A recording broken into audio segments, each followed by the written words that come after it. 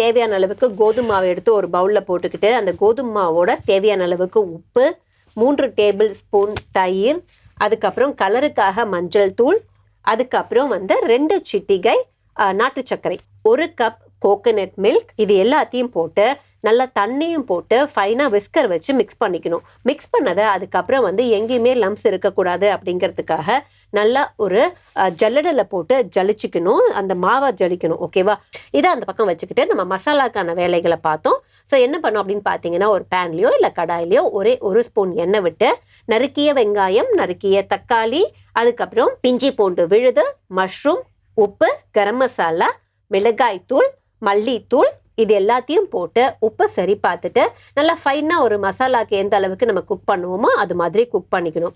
Cook பண்ணி முடிச்சதுக்கப்புறம் நம்ம இந்த பேட்டரை எடுத்து நமக்கு பைப்பிங் பேக்கோ இல்லை நம்ம இன்னைக்கு யூஸ் பண்ண மாதிரி ஏதோ ஒரு கவரையோ எடுத்துக்கிட்டு அதை லாஸ்ட்டில் எண்டில் தேவையான அந்த ஒரு அளவில் கட் பண்ணிக்கிட்டு நம்ம தவா சூடானதும் எண்ணெய் ஊற்றி அதில் அழகாக நம்ம ஒரு ரவுண்ட் ஷேப்பை கொடுக்கணும்.